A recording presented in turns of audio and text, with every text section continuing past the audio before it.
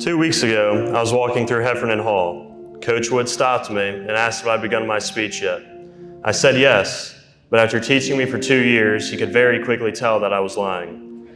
But, like I did for many of his essays, I got this one done just in time. After that conversation, I began to think about what I could say today, and I had no idea where to begin. It seems like just yesterday we got our temperatures taken and sat socially distant at freshman camp, where we'd all meet each other for the very first time. Mr. Marking said these 4 years would go fast, but I had no idea how true those words were until we began approaching graduation. As the years went on, the masks came off, and friendships began to form. After a very strange freshman year, we were formally introduced to the CBHS experience. Student sections, pep rallies, and homecoming all made a roaring return. We were one of the very first classes to sit in this field house as we got to watch our basketball team make history. Over our 4 years, we have watched our athletic programs blossom, with state championships in rugby, track, soccer, basketball, and wrestling. We got to see our theater and band programs win national awards and travel the country showing off their talents. We've been blessed with great teachers and faculty who did not just teach us math formulas, vocabulary words, or Shakespeare. They also taught us how to be good men and how to see right from wrong. We have been prepared for this next step in our lives, not just academically, but spiritually and morally as well. Through these 4 years, we've grown, from boys into men, from classmates to friends, and lastly, from friends into brothers. Whenever I'm asked about the true meaning of our brotherhood, I can never give a clear answer. I just tell people, you know it when you see it. And I can say with confidence that I've seen it over these last 4 years. You see the brotherhood in the hallways, on the field or court, and even out in the world. But few truly understand what it really is. There are 169 shining examples of what it means to be a brother's boy, but I want to highlight 4 in particular. First is Ilya Kiama. Ilya moved to the United States as a junior and quickly became a shining example of being the servant leader we should all strive to be.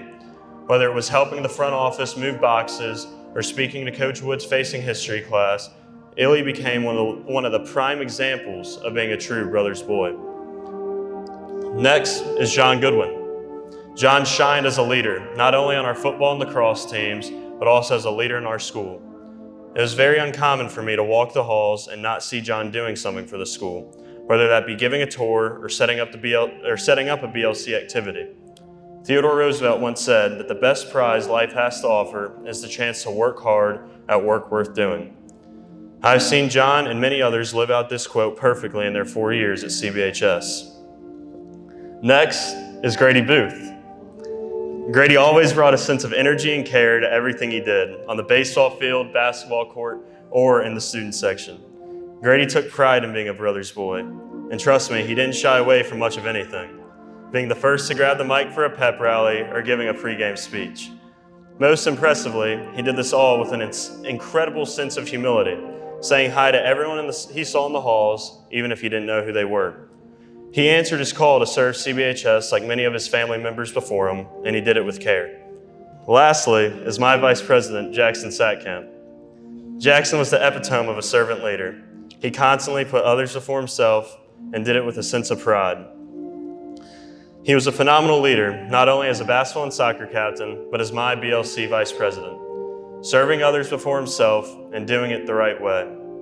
It could be a pancake or donut day, even to cleaning up the morning after a dance. He did it all with a smile on his face and made everyone around him feel like they were his top priority. Those are just 4 of the 169 stories that make up the class of 2024. The lessons we've learned and memories we've made will be cherished by all of us for years to come after we leave 5900 Walnut Grove Road. And it will truly always be great to be a brother's boy. And now, for the first time as alumni, it is my honor to lead us in saying, St. John Baptist de La Salle, live Jesus in our hearts. Ladies and gentlemen, the class of 2024.